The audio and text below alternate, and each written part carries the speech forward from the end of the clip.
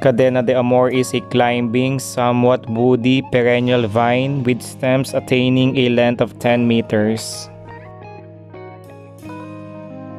Leaves are alternate, ovate to oblong-ovate with cordate base, serrate margins up to 10 centimeters long. What I really love about this plant is that flowers are borne in racemes at the upper axils of the terminal parts of the branches. The races of the racemes producing tendrils just like what you're seeing right now.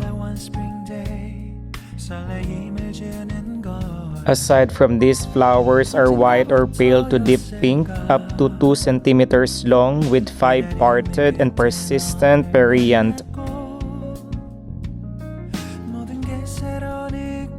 You know what guys, the fruit is an ovoid achene about 1 centimeter long, broad at the base, narrowing towards the tip, and of course, loosely surrounded by the persistent lobes of the flower. In addition to this, flower clusters popular for use in flower and foliage arrangements. This is for social functions. Cadena de Amores are pretty additions to any landscape because of their showy, dark rose, white or pink flowers and heart-shaped leaves. The flowers are native to Mexico and are also known as Mexican creepers. Other names for these coral vines include the queen's wreath vine and chain of love because of the plant's delicate blooms, just like what you are seeing in this picture or video. Another information is that the flowering vine is cultivated widely as an ornamental plant in the Philippines. It can also grow to a length of 12 meters, growing as much as high to 10 meters in one season. But in some places around the world, such as the extreme southern United States and the Pacific Islands, the fast-growing vine is considered invasive. Growing Cadena de Amor is an easy endeavor. Gardeners can propagate the flowering vine using seeds or, of course, one of the most popular ways of propagation is stem cutting. The plant can thrive in any well-draining soil and full sunlight or partial shade. It also needs plenty of space to spread. Adding some trellises or sturdy support can also aid in their growth.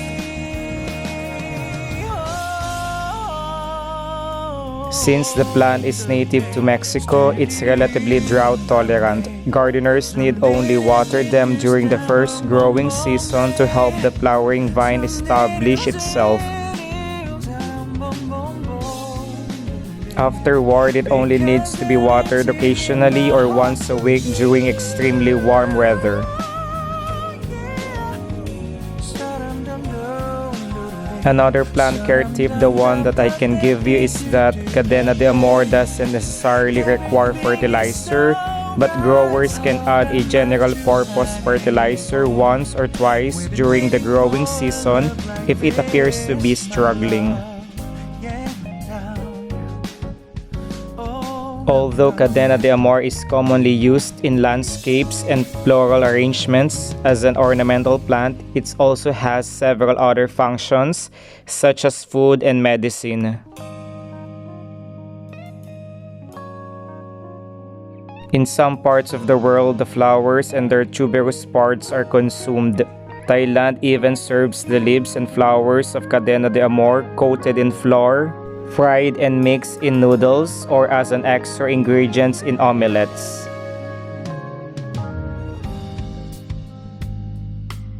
Another important detail is that the flowering vine is also known for its medicinal properties.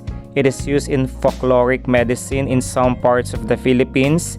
Some reports claim that the Ifugao used the Cadena de Amor to close wounds.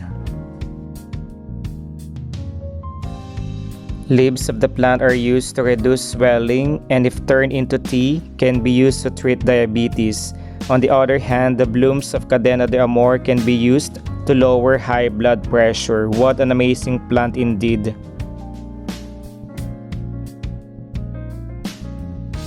Other medicinal properties of the flowering vine include being an analgesic and antioxidant, which helps relieve pain and reduce the development of free radicals in the body respectively. Cadena de Amor serves as an example that many flowers in our gardens aren't just for display.